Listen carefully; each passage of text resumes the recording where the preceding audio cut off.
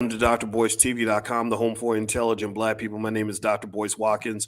I want to say what's up to everybody. Today, I had this burning question inside my head.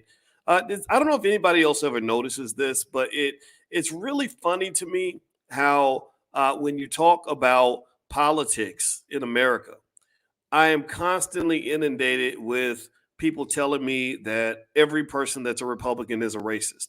Almost like a pimp trying to protect his hose.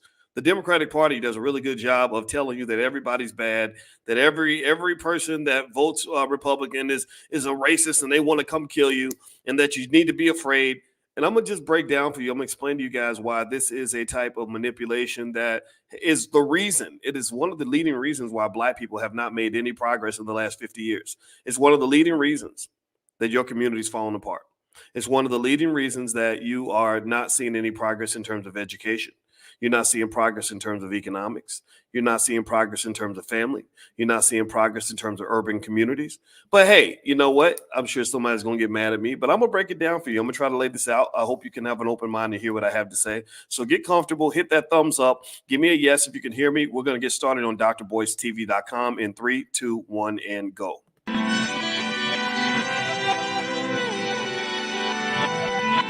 Here we are, clan the isms, cataclysm, great. Our people out here struggling, trying to make it in this state. Everybody out here doing it, but we the ones too late. Now family, we the ones who gotta delegate.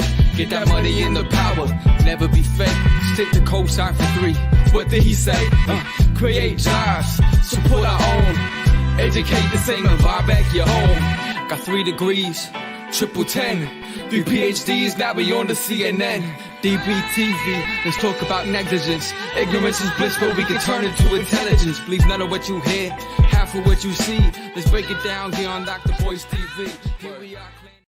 Hey, what's going on, everybody? Good morning, good morning, good morning. Welcome to drboycetv.com, the home for intelligent Black people. My name is Dr. Boyce Watkins. I want to say what's up to everybody. Do me a favor, shout out the city that you're from, and also let me know if you can hear me okay. What's going on, Derek? I see you. And Ivy Yancey out of Houston. Yes, Houston is the home of Robin Simpson. Please look up her name. Everybody cried about George Floyd, but I also think we need to cry when bad things happen to other people that weren't involved with any sort of weird thing with the police. Robin Simpson was stabbed by her husband. She was stabbed in the face 60 times. And the police were actually in the backyard when this happened. They didn't actually pierce or go into the house because they didn't have enough cops working that day. And so I hope you'll look up the case of Robin Simpson. This is something that I'm going to continuously talk about, and we're going to continue to pursue justice. I'm talking to the family right now because I'm tired of seeing Black people die. I'm tired of us only crying on cue. I'm tired of us only being upset when white people give us permission to talk about a case. I think that we need to be the ones who give ourselves permission to know when something is important. So look up the name Robin Simpson. That is her name. Ashe to her. I'm not going to take her name out of these streets because I think justice needs to be served. Now, anyway, what's going on, everybody? James Keller and Eric Scott, I see you. Don't forget this podcast is on Spotify. And so here is our topic for today. Here's what I really want to get into. And I want to ask this question. Has anybody else ever noticed how basically the argument when Democrats are telling us why we should vote for them again and again and again and again and again and again and again, they point to Republicans as sort of being the only racists in America, right? They kind of point to this idea that, like, even when they talk about January 6th, I always thought it was weird that when they would be like, the white supremacist attack on the Capitol January 6th. And I was like, what does that have to do with white supremacy? I think they were pissed off at the government. There were Black people in the crowd. Like, where do they, why, what, does anybody else ever notice this? That they know that because you are triggered by racism, they know that because you are afraid of racism, they know they want you shaking in your bed. They want you scared of everything that moves. They want you to literally vote out of fear. They don't come to you and say, look at all the great things we're doing for your community. Look at how much better Black people are because you keep consistently voting for us. All they do is they come in and they tell you how bad the Republicans are and how they're racist and they're going to kill you and that you should be afraid. Does anybody else ever notice that, or is it just me? Does anybody notice how fear is used on such a regular basis in these political campaigns? I've noticed this, and I'm going to point out a few things that hopefully will help you understand this. Now, first of all, I want to make it 100% clear. I ain't voting for Democrats or Republicans in the next election. That's what I want. So if you want to know where I stand on any of this, I'm not voting for Biden. I'm not voting for Trump. I'm not voting for either one of those parties. That's my position. That's my right. You're not going to talk me out of that. I don't care if you get mad. It just doesn't matter. You're not going to bully me into voting for you. I'm a free black man. Some of y'all don't know what a free black man looks like. Well, you're looking at one right now. Freedom means I do what the fuck I want. And that means that you can't tell me what the fuck to do. So I don't want to cuss too much on a Sunday. So I'm not going to cuss anymore, I promise. But I want to make that 100% clear. Give me a yes if we can agree that black people should do whatever the hell they want to do. Give me a yes if we can agree that black people deserve to be free. Give me a yes if we can agree that it is wrong to suppress the black vote by forcing people and bullying people into voting when they don't feel comfortable voting or voting for people they don't want to vote for. It is a type of assault. Yeah, give me a yes if you agree with this. So that's where I stand on that. So I want to make that 100% clear because I know how the propaganda machine works. And the first thing the propaganda machine does is they come out and they say Dr. Boyce is a Republican. Well, when you hear this, I want you to go back and I want you to tell them, no, Dr. Boyce made it clear. Dr. Boyce is not a Republican. Dr. Boyce is not a Democrat. Dr. Boyce is what you call a free black man. Free black man means he does what the hell he wants. Okay. All right. So that's the first point I had to make clear. Because unfortunately, they've trained you to become addicted to very simple-minded perspectives, very simple-minded narratives. This is where MSNBC came from. This is where Fox News comes from. Fox News and MSNBC are built on sort of these messages that are pretty much at an 8th grade level that are built upon really oversimplifying very complex ideas. For example, there's no conversation in terms of, you talk about January 6th, it's very easy. It was an insurrection. They were going to take over the government. It was treason, et cetera, et cetera.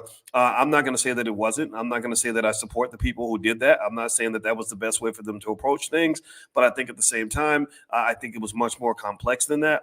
And I also really am curious to know why we suddenly acted like we could not defend the Capitol when we got all these threats all around the world of people that want to kill us on the spot. I think that they made a lot of this, and I think that it's also going to lead to bad outcomes for America.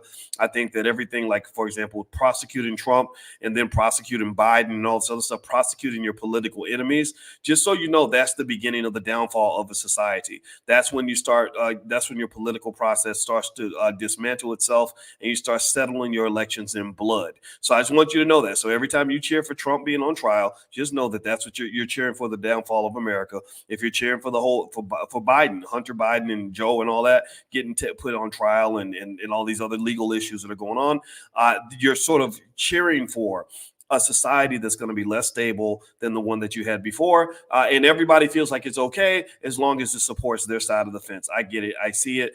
In fact, I think Barack Obama did a great job with the movie that he just made called Leave the World Behind. And in case you don't know what this movie is about, he was basically warning you and saying that this division in America is going to lead to the downfall of this country. It was literally the portrayal of what would happen if there was some sort of nuclear incident as a result of internal fighting, as a result of this civil war. So just so you know, when you come in with that Democrat Republican stuff and you can't hear the other perspective, you can't even empathize with what the other side has to say, you're probably contributing to this process. Okay. So what I want to do is actually kind of talk about this. If you want to know my bias, everybody has a bias.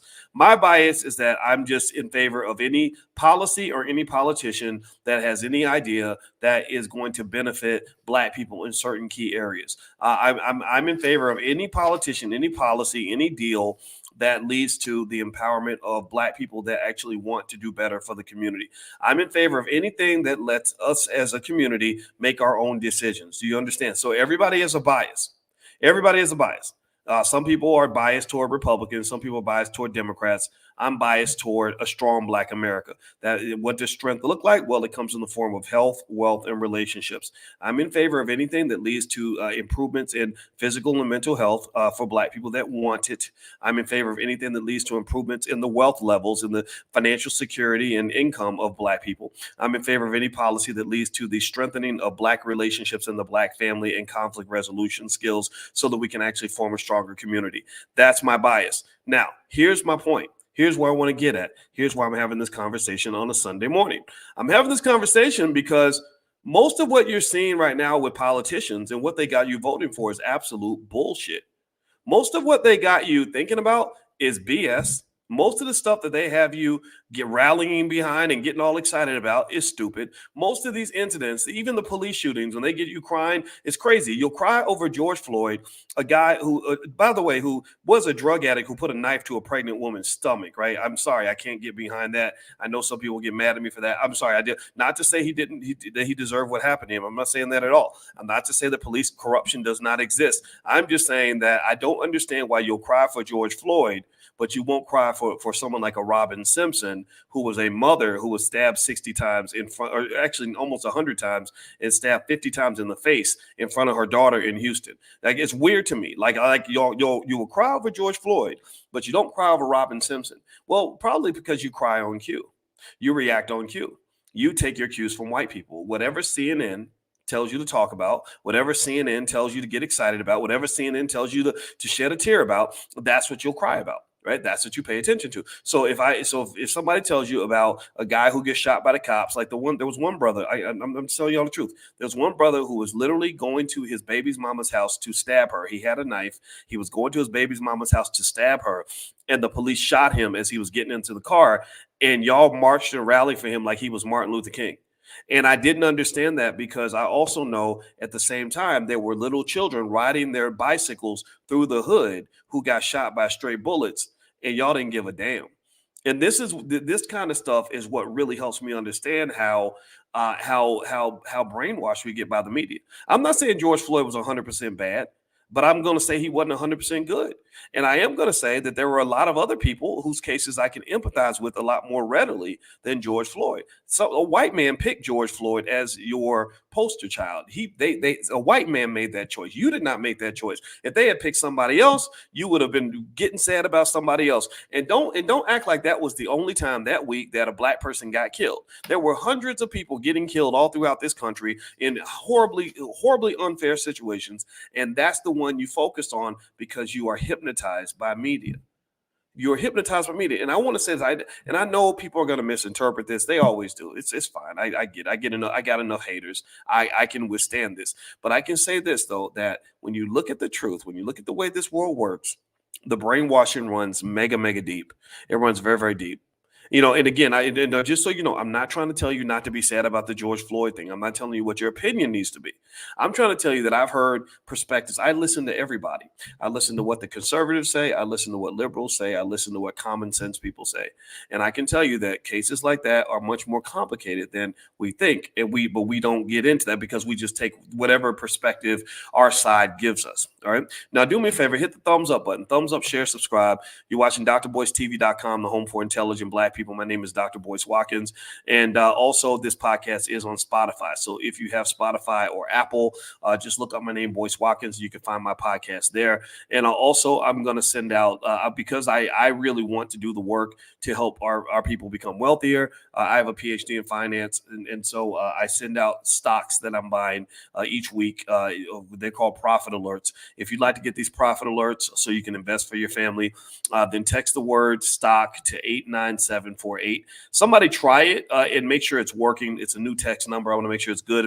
If I get a thumbs up or if somebody tells me it's working in the chat, that'll let me know that it's working. So text the word stock to 89748 if you have not done this yet, and you'll get the profit alerts. But then also, if you do it for the first time, if you can say something in the chat to let me know that it worked, that'll let me know that it's going through okay. All right. So here's the deal. Here are a few things I want to kind of point to, and I hope that we can hear each other and still love each other, right? I'm not here to tell you that your opinion is wrong. I'm not here to change your worldview. Okay, I am not trying to get you to do any of that. Okay, so I want to make that clear. What I am trying to get you to do is to hear another point of view, right? I personally think that politics is so simple-minded and so crazy and so ridiculous that it gets us hustling backward. I really do. I think. Let me ask you this: yes or no? Can you name? Let's just do it like this. We've been doing the same thing politically every single election. Y'all know what it is. The elections come and they get you all scared and riled up about some issue that they manufactured out of the blue, and then everybody's going to church to vote out. Going to vote after church on Sunday, and all the souls to the polls and booties to the polls, and then so they get the pastors and the rappers who pretty much have the same job, which is to galvanize black people and get them to all do the same thing, and we all vote for the same political party. Y'all know what it is, the Democrats, right? I'm not telling you not to be a Democrat. I'm just telling you what it is. And then nothing really changes, right? So in fact, let me ask you this question. Yes or no? Has the educational system gotten better for black people in the last 50 years? Yes or no? Do you feel that all this voting for the same politicians, has that improved the quality of education for black children? Put a yes or no in the chat. Okay. Now, after you answer that question, I'm gonna ask you another question. Has the in the last 40 years, has the black family gotten stronger as a result of all this voting for the same politicians over? Yes or no? Have you seen? I mean, have there been just improvements in the black family? Black men loving black women, black children being raised in safe, healthy environments, black children getting all the love and support that they need? What? Yeah, yes or no? What do you think?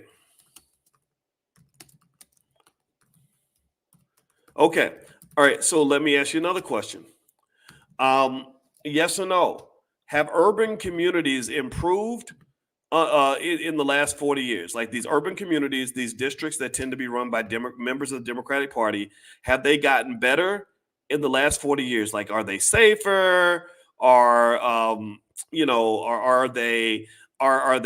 children just thriving in these communities? Are things just wonderful? Yes or no? Or what do you think? Have they improved? Okay. All right. So we've answered that one. Yes or no? In the last 40 years, with all the voting that we've done for the same political parties and all in the civil rights movements and everything else, has black wealth gone up or down? Or has it gone up? Has black wealth gone up? Yes or no? Has black wealth improved in the last 40 years? And I'm gonna answer. I got the answers to these questions, and there's statistics out there that would, sort of confirm a lot of this. I'm going to tell you, no, black wealth has not gone up. Your money, you broker than you've ever been. You are less financially secure than you've ever been. You are scared shitless that you're going to lose your job, that white man ain't going to hire you no more, or that he's not going to let you come back to work. You are struggling financially, unlike you've ever struggled. You own fewer businesses now than you did 100 years ago. You own less land than you did 100 years ago. So you used to have sports leagues. Now you have your celebrities that are begging for a 1% ownership stake in, some NFL team, which is really hilarious. It's really hilarious and kind of pathetic, honestly. I can keep going down the list. So why do we bring these points up? Well, obviously the voting is not helping you. That's not your solution. It's not. I'm not saying that you shouldn't vote. I'm not telling you not to vote. Let's make it clear. Give me a yes if you understand what I'm not telling you not to vote. I'm just trying to tell you that it's pretty much gotten to the point where voting for black people is a form of superstition. It's a form of superstition. It's like rubbing your elbow every time you walk to the blackjack table. You think it makes a difference, but it don't do shit. You ain't changed the odds in your favor, but you think that you have, because studies show we have a black financial therapy department in the Black Business School. I work with therapists all the time because we're always trying to figure out what's the psychological barriers that are keeping black people from progressing educationally and economically, and studies pretty much show that we pretty much will copy the crowd even if the crowd is wrong. We do what we were told. We do what everyone else is doing, even if there's no evidence that this thing is actually successful. And only conscious people can really get this. This is why consciousness is seen as a type of danger. Is seen as very dangerous, right? There are people that consider me to be a dangerous black man, and I'm like, why would I be seen as dangerous? I'm not killing nobody. I ain't out beating people up. I wouldn't hurt anybody. What do you? I mean, if you attack my family or something, I'd have to deal with you. But for the most part, I'm not out here looking for trouble like that. Why would you think I'm dangerous? Maybe it's because I'm waking some people up. Maybe the danger is that the same danger that a pimp feels when somebody is empowering one of his prostitutes, right? Maybe it's the danger that that a predator feels when they are able to exploit the prey while they are unconscious, right? So effectively, the lack of consciousness is something that is highly encouraged. They encourage you to just follow your habits, just do what you've been doing, just do what everybody else is doing, just follow the crowd, just fit right in, right? They want that because that's unconscious behavior. That's the same way, by the way, that's the same way corporations work to get your money when they do videos like how to sell to the Negro and all that. They do extensive research on the subconscious mind and find ways to simply get you to do what your habits tell you to do. So once I programmed you like a computer, once I programmed you like artificial intelligence, you're just going to follow the programming. You're not going to question things. And when somebody like me comes along and says, wait, stop that. No, that's not working. Your first reaction is to be angry. You get mad. But like Lisa Love says, she says to be a follower, that's 100% true. Studies show that 70% of all people will follow the crowd, even when the crowd is wrong. Did y'all know that? Studies show this. This is so don't get so mad. Like I know it sucks, but it sucks to see this. Some of y'all that are intelligent and conscious and you see what's going on, you're seeing it and it's infuriating you like it infuriates me. But just be patient because people are waking up. But it's going to take a while. Sometimes you got to get hit over the head for 3 or 4 generations before you realize that what you've been doing is not working. So let's dig deeper into this. Do me a favor, please hit the thumbs up button, thumbs up, share, subscribe. I am doing a 30-day financial consciousness training starting January 1st. It takes 30 days to form a new habit. So every day, every single day, it's the first time I've ever done this in a class. I've been teaching since 1993. I taught my first class at the University of Kentucky in 1993, a finance class.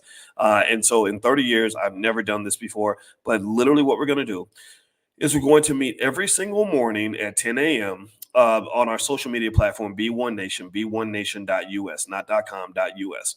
And every morning we're going to do a financial lesson at 10 a.m. Eastern. Okay. And the class is $2.99, but you can actually join for free if you just get a copy of the required reading for the class, which is a workbook I created called 30 Days to Wealth and Consciousness. And so if you go get a copy of the book right now, the class is sold out. However, we did make some e-copies available so we can let everybody in that wants to join. If you go to drboycebooks.com, in the search box at the top where it says, you can look up 30 days and you'll find the ebook. So if you get the ebook or the physical book, we will let you into the class. So we start January 1st. Feel free to go take a look at that. Also at drboycebooks.com, we've got financial flashcards and workbooks for kids, things that will get your child's economic consciousness high so they don't get stuck like everybody else. So many people are stuck because most people are struggling with debt. Most people don't have excess cash flow to handle emergency needs. Most people are living paycheck to paycheck. I don't want that for your kids, but you're going to have to prepare now. So if you love the kids and the grandkids, get them ready now so they'll understand how to avoid the traps that are set in a capitalist society. That's just that's the way the world works, people. That's what it is. Okay. So anyway, let me keep going here. All right. So let's go through some of this, right? So I asked that fundamental question: are all Republicans racist? Right. And I tell you what, I used to believe that. I used to feel that way back when I was in college. I was in college during like the Bill Clinton era, and everybody was so excited about what the so-called first black president. That's what they called him. They called him the first black president because Maya Angelou said it, so it must be true. And next thing you know, everybody's excited about this guy. And the reason black people were excited about him, I don't know if anybody remembers this, they were excited about Bill Clinton for one reason. He went on Arsenio Hall, the Arsenio Hall show, and he played the saxophone on Arsenio Hall. Anybody remember that? And when Bill Clinton played the saxophone on Arsenio Hall, all the black people said, "Oh, that's my guy. Oh, he's a Negro. He like us. He's just like us." And it's great. I mean, the thing is, they have psychologists that work for them that say, okay, this is what you don't really have to do anything substantive for black people. Just play the saxophone or do a dance or something. Hillary Clinton was dancing with Roland Martin or something, right? So they know these little tricks. And so I remember that I voted for Clinton, or actually, you know what, I was going to. And I was late for work the day that it was time to vote, and I realized that if I lost my job, he wasn't going to get me another job, so I could not vote. But I remember thinking that this was going to make a difference, right? And then I sat there and watched for a whole decade as nothing really changed. I saw how things got much worse for Black people, and then the next decade they got much worse again. The next decade they got even worse, and then I started saying, well, wait a minute, this is not working. Like, this is a game. This is an interesting game. And one of the things I noticed that they tend to do is they learn something that therapists and psychologists can tell you, is that fear is a massive motivator. The media, they have a saying in media that says, if it bleeds, it leads. That means that anything that will scare people will make them read a newspaper. They make money off that. That's why a lot of media is very sensational. It's very fear mongering. Well, politicians know the same thing. They know that a voter is more likely to vote for them if they are afraid than if they are inspired by something, right? So effectively with Black people, because you've been traumatized, your trauma levels are so high. We've done the research in our Black financial therapy department that my wife runs in the Black business school. The trauma scale for Black people is like on 10. Like, you guys are so traumatized, and your undiagnosed, untreated trauma is the number one reason that your relationships fall apart. It's the reason that your physical and mental health falls apart. The reason that Black men die younger, Black women get sick and die from all these preventable diseases. It's also a reason that your wealth goes down, because a lot of your self-medication might come in the form of various addictions. It might be a gambling addiction. It could be a drug addiction. It might be an addiction to alcohol, where you need that glass of wine every single day just to cope. It might come in the form of a sex addiction, where you're having sex with all the wrong people. You hopping on Tinder, sleeping with only God knows who, catching all kinds of diseases because you need something that's going to make you feel good. Y'all remember when Jada Pinkett Smith talked about her porn addiction? Anybody remember that? She talked about her porn addiction. And Jada's also been traumatized. She talked about her porn addiction. Then she also talked about why she slept with her son's friend. She said, I slept with him because I wanted to feel good. Right. So a lot of this stuff that you think is just natural, normal behavior, unfortunately, the heavy consequences that come with that, like unwanted pregnancies, baby mama, baby daddy drama, lots and lots of stress that lasts for the next 20, 30 years, unhappy, depressed children who have horrible fathers because you were just chasing the penis and weren't really thinking about the long-term implications of that or whatever. Right. At the end of the day, it's like, if you don't address your mental health, you're going to just simply pass your diseases on to other people. You're going to pass that down to your offspring.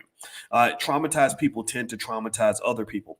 And so effectively these conversations about healing and therapy, you have no idea how important that is. You have no idea how important that is. You can't even show up properly for your children if you're not properly healed. You can't show up properly for a good man if you're not properly healed from not having a father that loved you. You can't properly show up for a woman if you have not healed from what your tough experiences of being a Black man.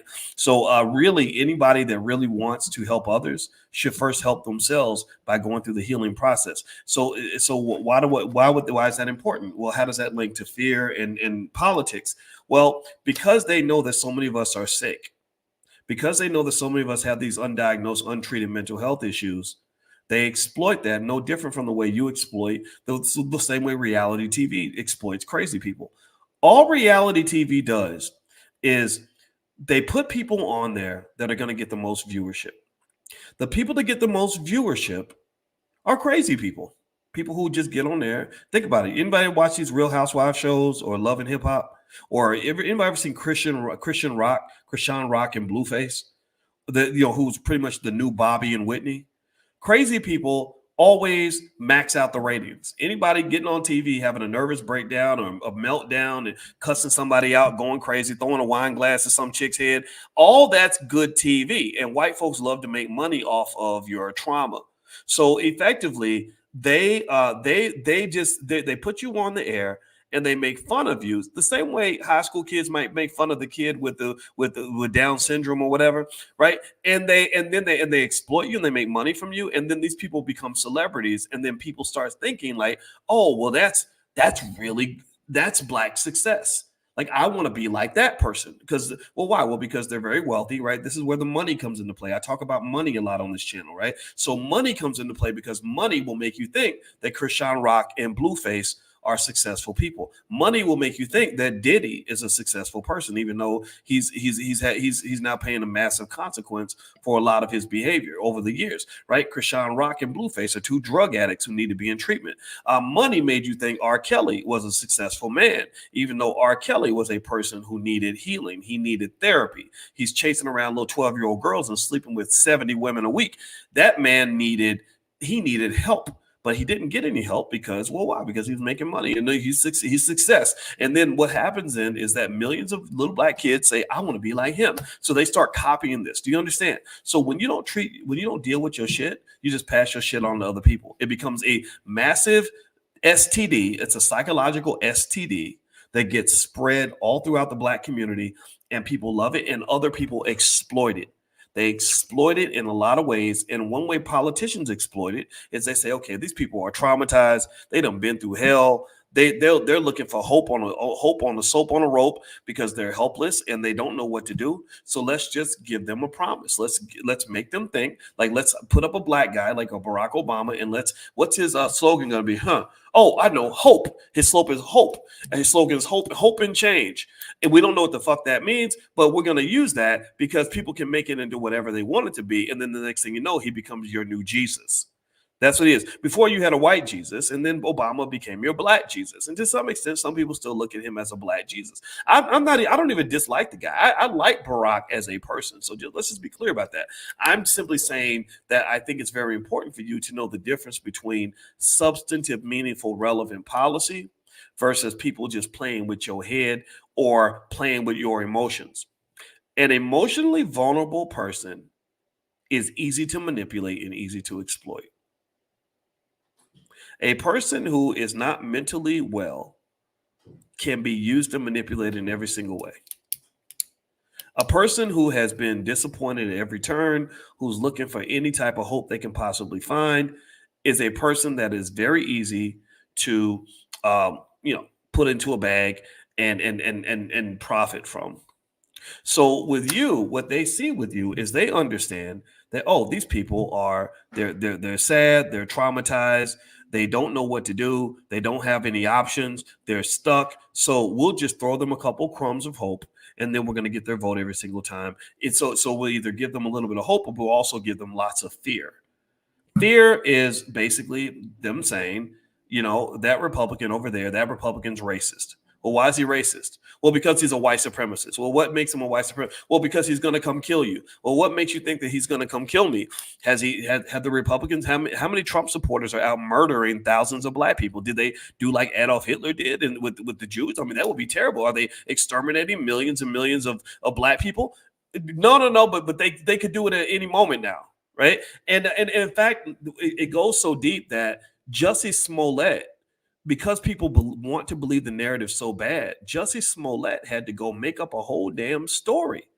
This man had to go literally make up a whole story about how some MAGA hat wearing Trump supporters identified him at a subway at 2:00 in the morning on the coldest night in the last, I think Chicago had not had a night that cold in 100 years. It was that cold. So somehow on the coldest night in the last 100 years in the city of Chicago, a couple of Trump hat wearing white boys identified him and beat him up because he was black.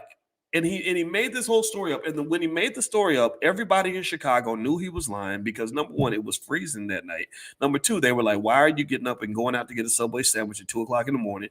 And then number three, we know that just isn't reality. I'm not saying that Trump supporters are good people. I'm not saying you should vote for Trump. I've told you I don't think Trump is a good. I never liked Trump. As a human being, I never liked the guy. I always thought he was too much of an egomaniac. When he became president, I said it's going to cost him $10 billion just to carry around Trump's entourage because this man's ego is 50 miles wide. But let me tell you this, I've also sat on the phone for 10 hours with Kanye West. His ego is as big as Trump's. Both of them get on my nerves. I don't enjoy people with oversized egos who constantly remind you of how important they are because I think the group is more important than the individual. But then again, hey, that's my particular perspective. And I will say this, though. I think Kanye and Trump and a lot of other examples out here are cases that remind you that mental illness tends to be a moneymaker.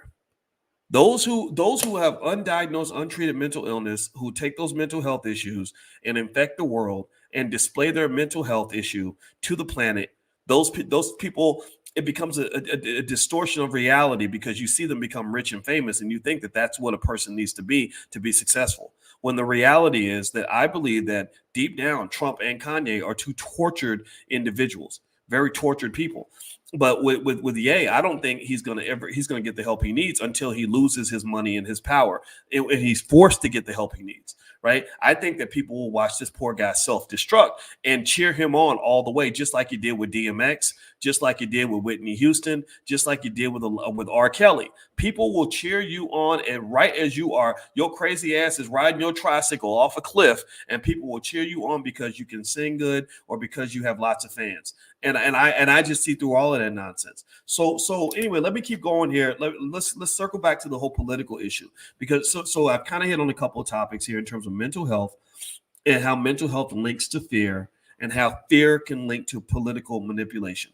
I believe that the consistent narrative that Republicans have a monopoly on racism is one of the ways that they exploit Black fear on a regular basis to get you to do the same thing in every election. It is very easy for a pimp to control a hoe that is always afraid of everything. It's very easy for a pimp to maintain power over you by threatening that if you leave him, then ain't nothing good out there for you, right? And that's what they want to do. They want to keep you contained. They want to minimize your options. It's so that you can end up in the option that they need you to pursue. That's what they do, right? And in fact, actually, what's interesting is that if you really sort of think about this, I would argue that they love to see Black people who have no options, right? They love. Here's what they love to hear. They love to hear things like, for Black people to get a better education, we need to build better schools. Okay, why haven't we considered the fact that Black people could actually run their own schools? Oh, I get it. Well, because you want to run the schools so that you'll get all the money, and the teachers' unions in Chicago and other cities can get rich by simply planting Black bodies in these schools and indoctrinating them into whatever ideology the white liberal establishment wants them to have, so that they'll get old enough and just educated enough to abandon their community so they can chase jobs working for white people after they go $100,000 in debt at big white owned universities. So you want to own the cage, but you want Black people in the cage because you need us in the cage in order for the cage to be profitable. Do you understand what I'm saying? Give me a yes if y'all follow what I'm saying. I know I'm talking about a lot of different topics, but y'all smart. I'm assuming you're able to follow this. So they want to own the cage and control the cage, but they need you in the cage so that the cage becomes profitable. You know, when they started building all these prisons, they were like, damn, well, we don't want to put white people in the prisons. I'm not putting my brother in the prison or my cousins in the prison, but we could put the Negroes in the prison and we'll make plenty of money doing it. Oh, I know. Well, how do we get them to want to go to prison? Oh, well, you know what? We do our usual playbook. We go to either the pastors or we go to the rappers, and rappers and pastors have the same job. They're both influential in the Black community. And we get rappers to start rapping about all these things young Black men can do that will get them into the penitentiary. That's what they do. And then what will make it even more interesting is that once they make these songs, we're going to make these people super famous, give them plenty of money. And then you're going to think that there's nothing wrong, that in fact, that it is a sign of success that you have some Black man sitting on stage in front of 100,000 white people calling himself a nigga and bragging about killing Black people. Literally, the very things that you claim to be against, the very racism that you claim to be standing up against, right? The use of the Nword and the murder of Black people. Remember, they had y'all crying over George Floyd, but they got you celebrating the fact that Dr. Dre shot Tyrone, right? Seriously, that's the craziest thing in the world. So they will literally be on stage saying the N-word so many times that it makes their mouth tired, and then they will rap about murdering Black people, and you think that's awesome. Why? Well, because the guy has a lot of money in the bank. That's what it is. You think that because he's a billionaire or a multimillionaire, that's a sign of Black success. That's what they do. They play with your head. They got your head twisted on backward. And then at the same time, you expect me to go cry with you over George Floyd, but you up here dancing to a song where the guy rapped about murdering black people. Like, that don't even make no sense. That makes you look ass backward. That makes you look absolutely insane. But I understand part of it. Here's what my theory is. I don't have everything figured out, but I figured out a couple things. A lot of liberal ideology is built on extreme victimhood. It's built on a lack of accountability. That's what it is. It's built on because what they do is they want you to put yourself in the victim box. And once you're in the victim box, a couple of things happen. Number one, a person who is nothing but a victim has no accountability for their actions. That's it. If you're defined as a victim, no one will hold you accountable. So, for example, if a woman says 30 years ago, this man assaulted me, someone will say, well, do you have any proof? And they'll say, no, stop that. You're victim blaming. Or if they say, well, did you, why did you claimed that this guy was your friend and you were dating him for 10 years and you were hanging out with him and you were trying to be with him? Like, why would you do that? No, stop that. You're victim blaming. Right? So what are they doing there? They're protecting the victim from any form of accountability. That's what they're doing, right? So effectively for black people, when somebody comes up and asks a very logical question, because you've seen white people actually ask this. There have been some white people and black people that have asked this, and people get really mad. They try to attack them and eat them up and go after them, right?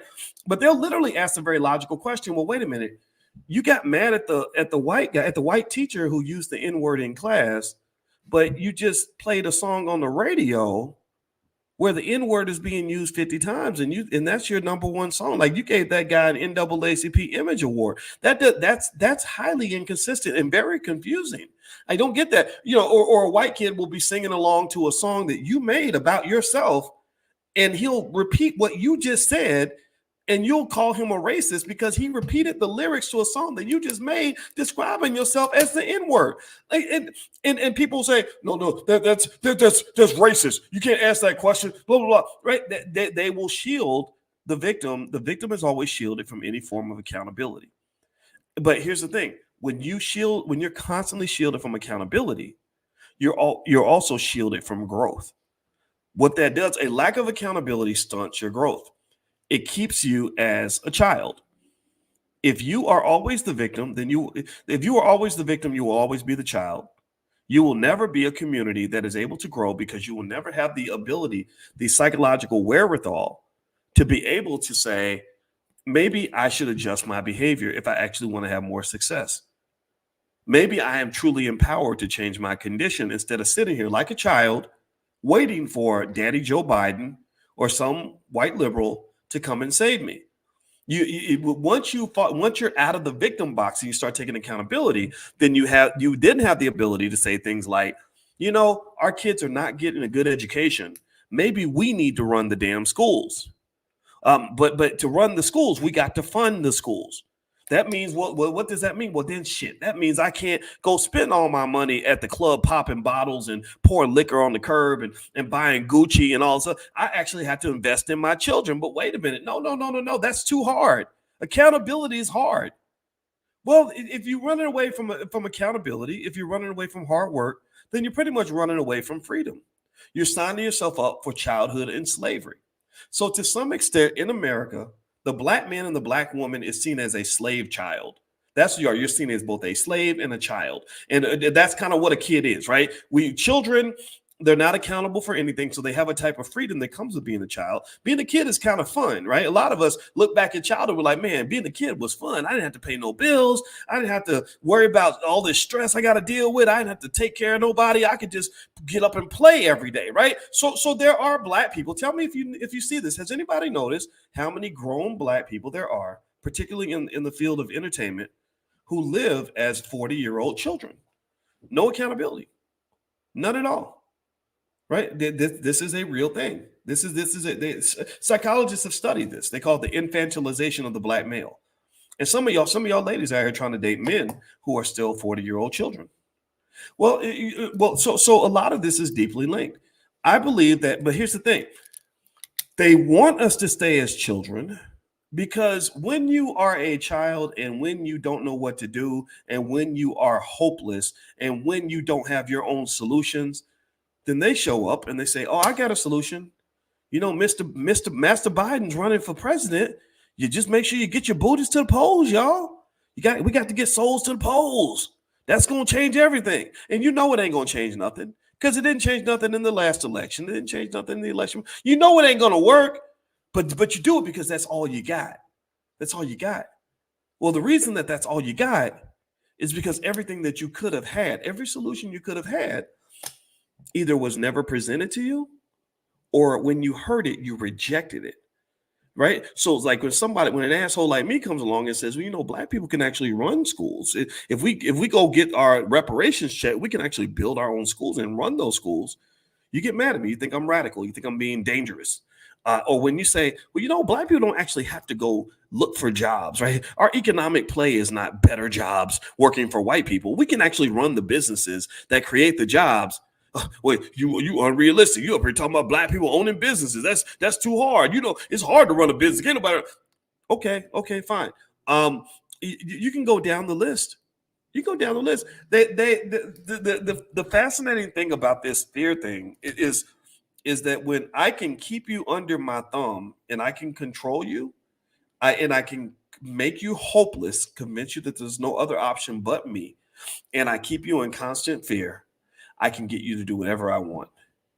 And this was played heavily during the pandemic. I think fear was a big tactic used during the pandemic, and it made Big Pharma. Big Pharma profited to the tune of about $300 or $400 billion just out of fear.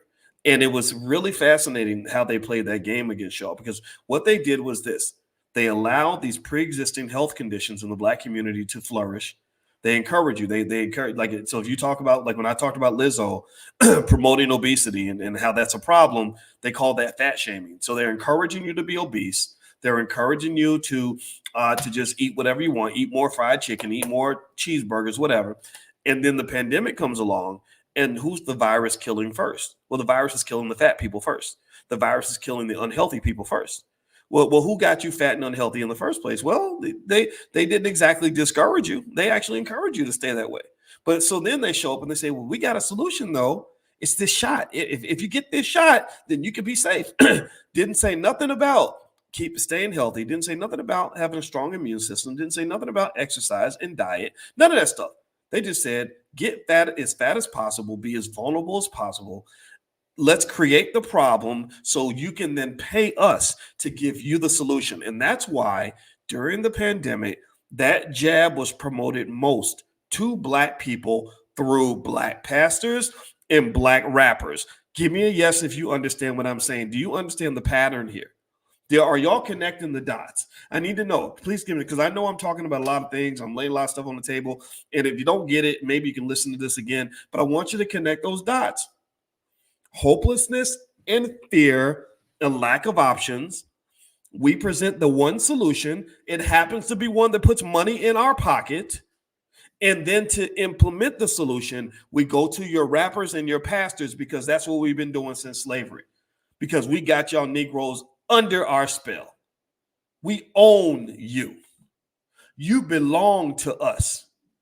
How dare you act like you have a choice? How dare you act like you got freedom? How dare you act like you can do what you want to do? You ain't going to never do what you want to do. You're going to do what the fuck we want you to do. That's what it is. That's what they do to you in every election. And that's what I refuse to submit to. I am not your little boy. I am not your little boy.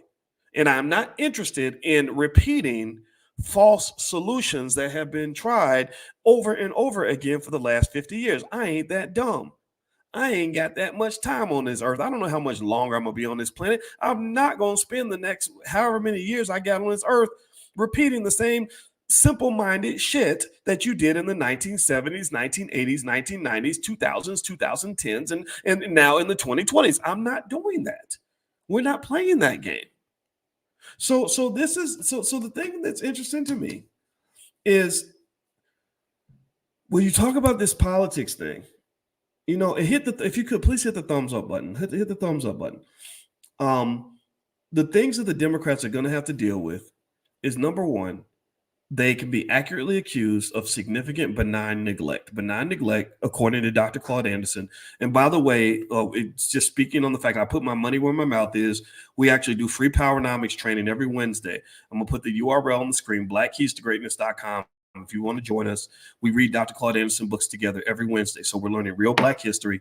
We do understand we can educate ourselves. I ain't never needed no white man to help me read a book or educate my kids. I ain't never needed that. So stop telling me that the only way Black people can get educated is if we get better schools. Stop that. Ain't no white person on earth ever said, I need Black people in order for me to get an education. Without Black people, we'll never be able to read. No. You can educate yourselves.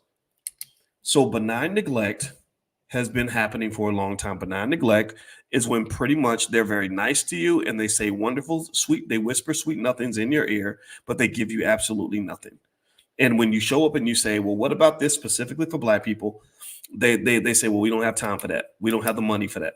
Right. But when it comes time for them to send $100 billion over to some white folks in Ukraine that I don't even know, that I ain't never met, that I ain't never built nothing in this country, they always got that money. Or when you turn around and you say, hey, how about you give us the funding for our businesses that we deserve? They ain't got the money. Sorry, I ain't got it, man. I ain't got it. Yet when it's time for you to fund, spend billions of dollars taking care of immigrants who just got to this country last week. Oh, you got a blank check for that. The mayor of Chicago should be ashamed of himself. Brandon Johnson, ashamed of yourself. You got a blank check for these people that ain't just got here, but you ain't got nothing for the people that put your monkey ass in office. Are you kidding me right now? Are you serious right now? I mean, if I was your father, I'd show up at your office and cuss you out, man. I mean, they're just embarrassing, absolutely embarrassing. But here's the thing. He's not really in power. He's a puppet for somebody that's got money that's behind him. That's what's really going on. I think in his heart of hearts, I think he really wants to do something different. But your Black politicians, you cannot have faith in them because most of them they're no different from Burger King employees. A Burger King employee, if he's on his job and Burger King says you can't give away free food, it could be your cousin, it could be your best friend, it could be your baby daddy, whatever. You show up to that restaurant and you say, I'm hungry, cuz can you get me some free food? And there's cameras on him. He'll be like, no, I'm sorry, I can't feed you because I'm working for Burger King. So he's not representing his own interests. He's representing the interests of his employer. So many of your politicians are not representing your interests. They look like you, but they ain't got nothing to do with you. They're not thinking about you.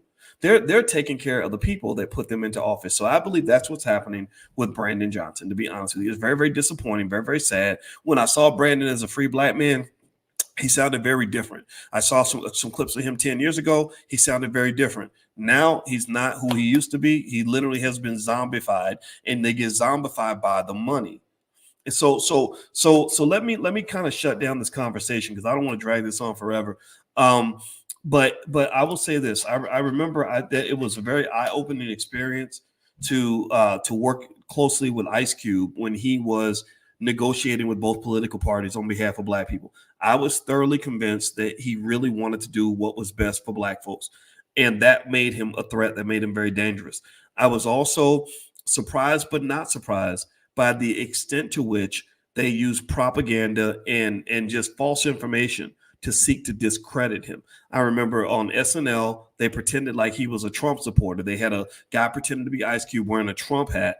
And I said, that's so fascinating because this man has never worn a Trump hat. He's never said he was a Trump supporter, but yet you got it on SNL where they're pretending like he's a Trump supporter. So what effectively happens is that these people that claim to love you, these liberals that claim to be your friends, when you get out of line and you start really asking for what you deserve, they literally want to take you back behind the shed and beat your Black ass. That's what they want. They literally want to treat you. They treat you like a pet, like a dog that decided to bite the baby in the leg. Like they literally treat you like somebody. They're like, wait a minute, who the hell you think you are? Who do you think is the alpha in this relationship? Who do you actually think is in control of this thing? Who you think is really driving this car? You know, I can talk to you about driving the car. I can tell you where I'm about to drive, but you can't drive this car. This ain't your car. You don't own this car. You can't drive this car. In fact, you lucky I let your ass even have a seat in the damn car. So that level of disrespect, some people can take it and they can receive it, and it's okay. A lot of times people have a greater tolerance for disrespect when they live in fear. And I've just resigned myself to the idea that there are some of our people who just will live in fear and they're never going to change. They just, the fear, the idea of trying something different is just too radical for them. They're too mainstream. They got their little corporate job or whatever, and they just kind of have been inundated with these ideas. They don't even understand basic ideas like that. Most universities are actually liberal indoctrination factories, to be honest with you. I'm not, I taught on college campuses. I taught at University of Kentucky, Indiana University, Syracuse University, et cetera. And I noticed a long time ago, I said, it's so fascinating that there's no room for conservative ideas on these campuses. And I wasn't even a conservative at the time, but I said, why would you tell somebody that they're not allowed to have a certain point of view? Or why would you call someone a racist when they're not really a racist, but yet you're just throwing that on them because you're trying to do anything to keep Black people from hearing what they have to say? I think that is a huge disservice to you. And here's another point I want to make real quick, and I hope you'll consider this point. Y'all need to stop getting so caught up in whether or not somebody's a damn racist. Stop. Why in the hell? Who told you as a Black person that you're supposed to sit around constantly concerned about what white people think about you? I mean, who told you that? Who taught us, oh, he's a racist. I heard he don't like Black people. Well, who told you need to be liked? That's your problem right there. That's why you'll never win a war. Ain't no country, group, individual, anybody ever won a war when they were sitting around wondering if their enemy liked them. Michael Jordan won 6 championships in the NBA largely because he was an asshole that everybody hated. Because ain't nobody ever gonna like you when you're taking something that they feel belongs to them. And for Black people think that your freedom belongs to them. So just by taking back your freedom, you're gonna create enemies. I know that there are a lot of people that I've never met who hate my guts. Do I care about that? No, I do not seek approval from the people who want to keep me enslaved. That is your problem. There is never been in history a truly successful Black man who spent his life trying to be liked by white people. There's never been a truly free Black man who literally was like obsessed with whether or not white people like him. That is a mental illness. That is not just a mental illness. It is a form of white supremacy that you literally put their opinions on a pedestal, but they don't give a damn what you think. They don't care how you feel. Seriously, think about this. Do you think that the Joe Bidens of the world care that I just sat and did a podcast explaining how the Democratic Party has not done anything good for Black people, or at least I was not saying anything, that they have not helped Black people make any significant progress in the last 50 years? You think that they care? You think they're sitting around saying, well, gosh, I heard Dr. Boyce just doesn't like us, and that just really bothers me. That really hurts my feelings. It makes me sad. I cried about that last night. You think they do that? No, they don't. And they shouldn't. They shouldn't. You know why they shouldn't? Because they have their self-esteem. They have something that many of us don't have. They have self-esteem. If you have self-esteem, that means you don't need to go get esteem from your oppressor. But it's not completely your fault, because think about this. Ever since we were little kids, back in elementary school, first thing they ever taught you was that the measure of success for a Black person is how much acceptance they get from white people.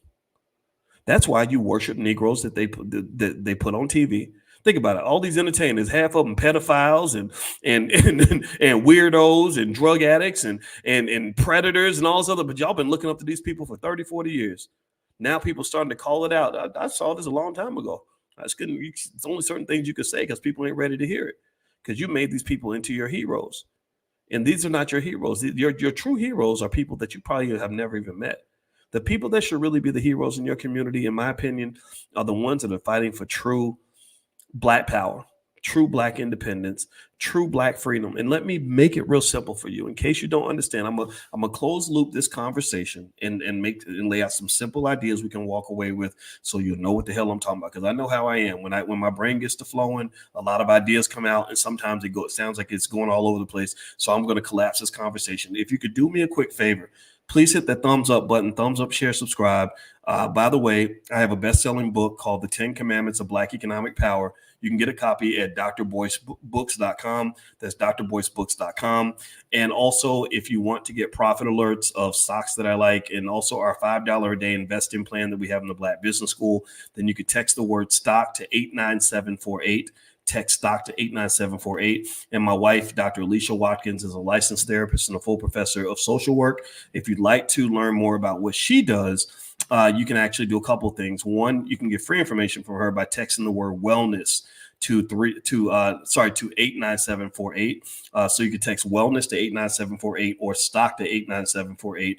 And those are two different text lists, and you get free information from the Black Business School. And also, I'm going to give you her website in case you want to check out what she does. It's coachingwithdralicia.com. So there it is. I'm going to put it right there on the screen. Okay, so let's summarize this. Let's summarize the key points here, because I know I said a lot and I want to make sure we walk away with this.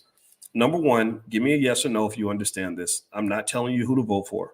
So let's just be clear. I'm not telling you who to vote for. I'm not telling you whether you should vote. Give me a yes if you follow this, because a lot of times people hear these conversations and they love to mischaracterize what you were trying to say. I'm not telling Black people not to vote. I'm not telling you who to vote for. I love you if you're a Democrat. I love you if you're a Republican. I love you if you are independent. It's up to you. That's the first thing. Give me a yes if you get that. Okay. Second piece here is, what does freedom really look like? What does progress look like? See, a lot of times we don't make progress, so we don't even know what the hell it is, right? We think that a Black person winning an Oscar is progress. That's not progress. The Oscars were made up. Go read the book, An Empire of Their Own, How the Jews Invented Hollywood. It's a great book. It's not anti-Semitic. I ain't got time to be anti-nothing. But in this book, they explain that the Oscars, the Academy Awards, was some shit that they made up because the actors' egos were so big that they didn't want to give them more money. So they said, let's create these stupid fake awards so that their egos will be boosted, right? So progress is not Black people winning an Oscar. Progress is not a Black president who can't really do anything for Black people. Progress is not more Black people getting jobs. Progress is not more Black people getting into Harvard. Progress is not, it's not like more Black people owning 2% of the NFL. That's not progress. What is progress? Y'all ready? I'm going to make it real simple. I want you to focus on 3 key areas that measure quality of life: health, wealth, and relationships. Progress in the Black community is this. Pay attention. I need y'all to hear this, because I want you to contrast it to what we actually have out here. Health. Are Black people and Black families mentally and physically healthier than they were before? Are we living longer? Are we eating the right foods? Is our mental health where it needs to be? Are we dealing with the trauma? Are we happy with our lives? Are we generally just well? Is our wellness high, right? Big Pharma is not going to do it. They're going to sell you a bunch of drugs. Half of them don't work. You're not going to get mental health from what you see in media or just in the society in general. Mental health is very, very bad for a big segment of the community. You see it all over social media. Just today, for example, I saw Cardi B screaming at Offset on Instagram, and 25,000 people are in there watching, right? 25,000 people could be watching something that's educational, but instead they want to sit there and watch this lady scream at her boyfriend and traumatize their daughter, right? At the same, so the daughter is going to grow up with all these issues because she's sitting there watching her mom and daddy fighting on Instagram. Okay, so what else? So wealth could be defined in a couple of key areas: financial security and access to cash flow. Access to cash flow is important, so you're not living paycheck to paycheck. If you have an emergency, you're able to get the money you need. Financial security is just wealth that is an accumulation process that you can pass to the next generation, so your children are doing better than you. If you look at the community right now, there is a large percentage of our people who are not well financially. They don't have any financial security. Wealth is not being transferred. People dying without any sort of estate plan. Even that guy Twitch Boss, the guy that danced for Ellen DeGeneres, a lot of people got mad at me, but I said it's kind of sad that this poor brother was singing and dancing for all these white folks, making everybody happy, and he had a big smile on his face. But whatever was going on inside of him was not quite right. Now this man kills himself. And I said, maybe instead of singing and dancing for white folks, he could have and should have been encouraged to go get mental help or get help for his mental health. I know people get mad at me for saying it that way. If I sound like an asshole, I apologize. But at the same time, I don't apologize for the basic premise of the idea. The premise of the idea is very simple.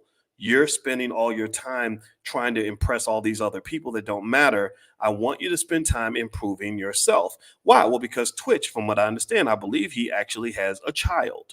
So now your child has no father because you spent all your time trying to please the Ellen DeGenereses of the world and making Instagram happy, that you didn't actually go and fix yourself and deal with your shit so that you could show up properly for your child.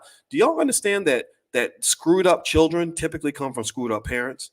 It's not a complex idea. It's a very simple idea. Screwed up children typically come from screwed up parents. I watched a whole documentary.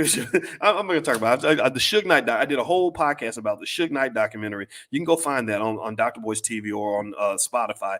But anyway, so that's the second area. So we talked about health and wealth. Last is relationships, and it's all interactive. It all connects, right? How are Black people relating to each other?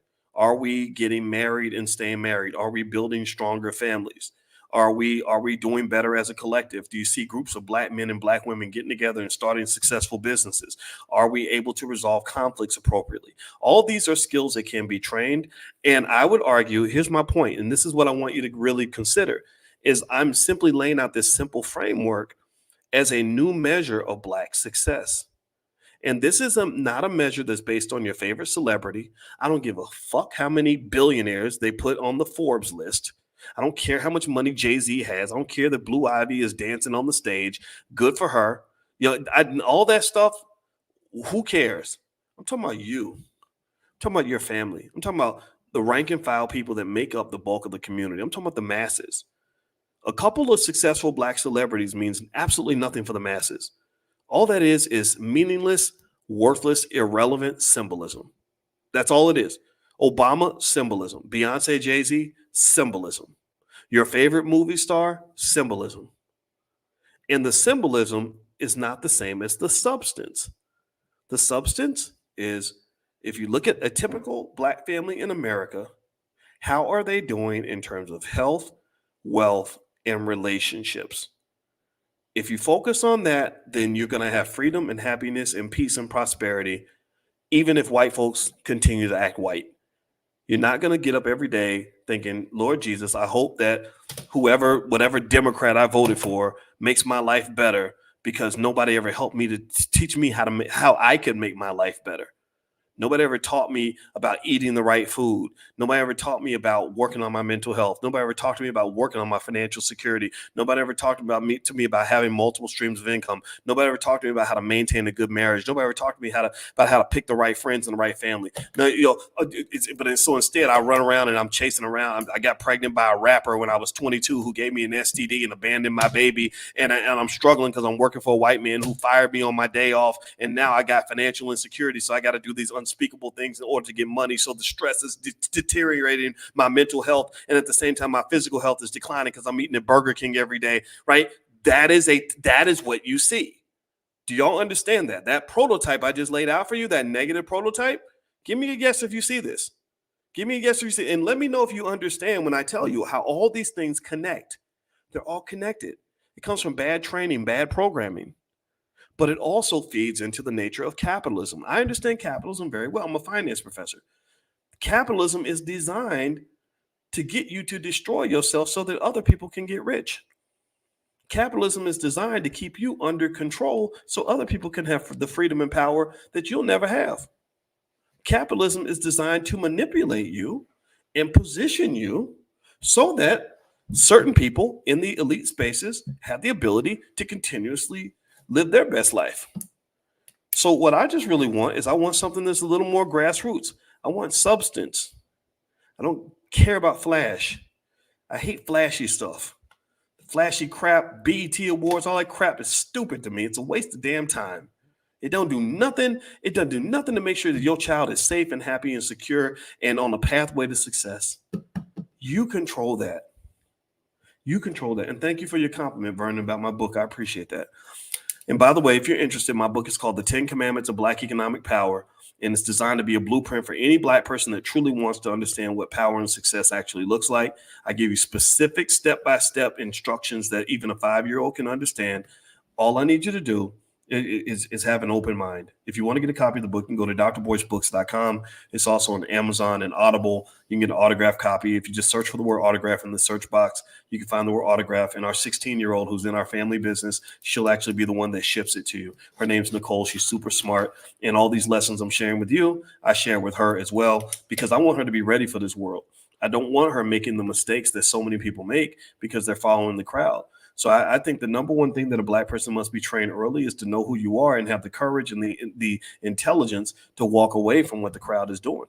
Because you look around, you see nothing but suffering. You see nothing but misery.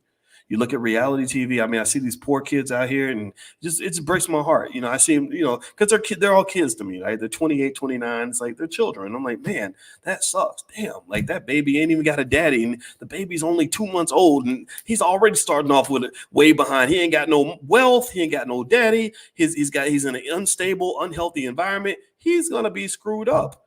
And if I say something, then people think I'm being elitist, and I'm like, no. You can be trained on these things. We just got to stop being distracted by what everybody else is telling us to think about and start thinking about ourselves. Black first, be one. Be one. That's what it means. It means Black first. You think about yourself first. You take care of your own self. You take care of your own family. You make sure that your people are good. You really get the knowledge that you need to have. If you get that, then you can be empowered. It doesn't matter if they like you or not. It doesn't matter if they're racist or not. Who cares? You can be as racist as you want to be, but if I got the power, then you got to worry about what I think about you. It ain't got to be the other way around. That's all I got to say. I'm about to get out of here. I'm going to go hang out with my wife. So y'all have a good day. Thank you so much for listening. My book is at drboycebooks.com. If you'd like to get the stock alerts sent to you, just text the word stock to 89748. That number's right there on the screen, 89748. Also, this podcast is on Spotify and it's on Apple as well. So feel free to look up Boyce Watkins on Spotify and Apple. You can find it there. So I hope you guys have a great day. God bless you. And remember, I'm not telling you who to vote for. So let's kill that nonsense. All right, I'll see you guys later. Take care. Peace.